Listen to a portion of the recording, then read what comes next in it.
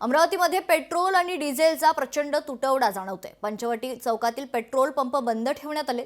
या संदर्भात अमरावती शहरातील पंचवटी येथील पेट्रोल डिझेल पंपावरून आढावा घेतलाय लोकशाहीचे प्रतिनिधी सूरज दहाटे।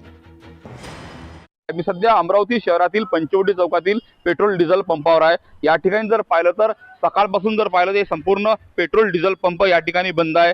पुरेसा पेट्रोल डिझेलचा या ठिकाणी स्टॉक आलेला नाही, त्यामुळे सकाळपासून जर पाहिलं तर या ठिकाणी पेट्रोल डिझेलचा संपूर्ण पंप या ठिकाणी बंद आहे। या ठिकाणी जर पाहिलं तर पेट्रोल बंद आहे अशा प्रकारचा या ठिकाणी फलक लागलेला आहे आणि संपूर्ण जर पाहिलं तर या ठिकाणी काही वेळापूर्वी जर पाहिलं तर या ठिकाणी मोठ्या वाहनाच्या रांगा लागलेल्या होत्या, मात्र या ठिकाणी काही वेळापूर्वी जर पाहिलं तर या ठिकाणी पेट्रोल डिझेलचा स्टॉक पूर्णपणे संपलेला आहे। साधारणतः जर पाहिलं तर दररोज पेट्रोल डिझेलचा टँकर या ठिकाणी येत होता, मात्र सध्या युद्धजन्य परिस्थितीमुळे जर पाहिलं तर युद्धामुळे जर पाहिलं तर या ठिकाणी पेट्रोल डिझेलचा मोठा तुटवडा या ठिकाणी निर्माण झालेला आहे। त्यामुळे दुचाकी असतील, चारचाकी असतील, ज्या काही मालवाहू गाड्या असतील, संपूर्ण गाड्याला या ठिकाणी मोठा फटका जो आहे पेट्रोल डिझेल अभाव या ठिकाणी बसत आहे।